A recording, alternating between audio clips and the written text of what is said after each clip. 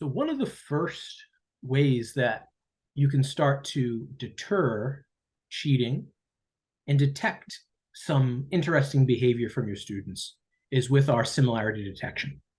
This uses the standard from Stanford called MOSS, capital MOSS.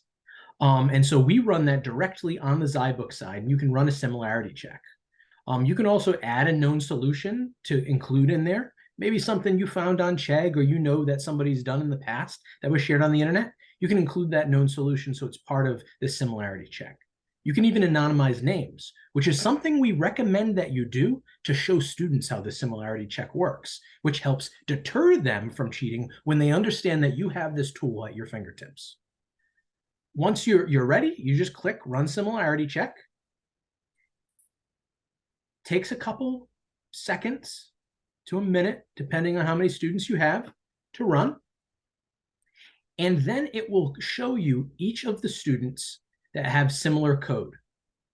So it does a comparison, student name to student name, and it has a score of similarity.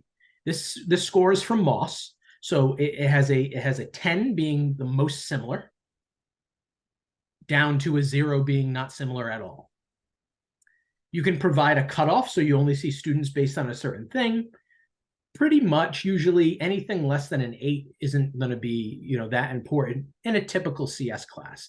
If students should really have radically different programs, then you may want to use lower measures like a 5 or something like that. But a typical coding challenge, you're probably going to care about the 8s and above, maybe 9s and above.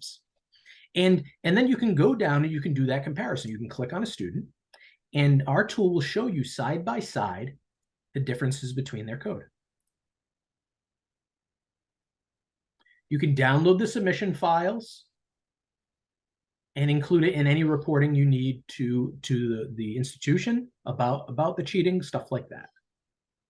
White space differences, any differences in similarities will be highlighted. So the similarities are really highlighted here. And so you can see that. And so even things like, when students have exact same spacing and another number of other things will show up in this kind of report. Now, another incredibly useful feature of our labs, like advanced Xi labs, is our coding trail.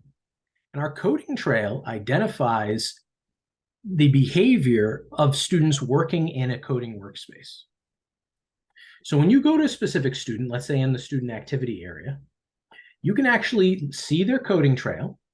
And the coding trail tells you the date that they started working and the date that they have last submitted or worked on the lab. This is obviously an unusual coding trail, not a typical situation where a student will most likely work within 5 days, 2 weeks of when you have the lab time open. But just to show you kind of some of the elements of it, each day will be marked Tuesday, Wednesday, Monday, Friday, Thursday in the coding trail. Every dash represents a develop run. That's when the student's just running the code in the IDE or in the interactive session to see how their code works. Every numeric value, like these zeros, is a code submission that they ran it against the autograder. And so you get to see this behavior. You get to see how many times the students have submitted and not submitted.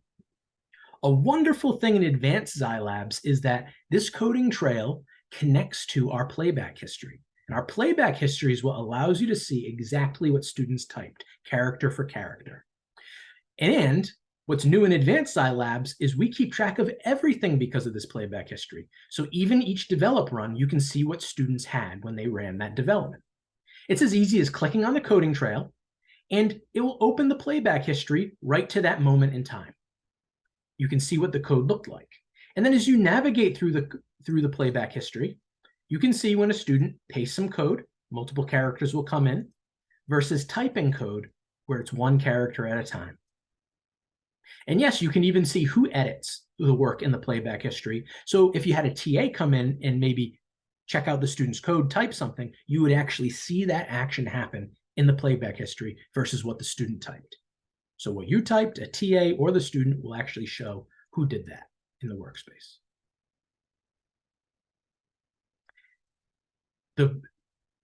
What we recommend is that you run that similarity detection. When you find a case, you can now open up the playback history and you can investigate how the students solved the problem. Did they just paste code in?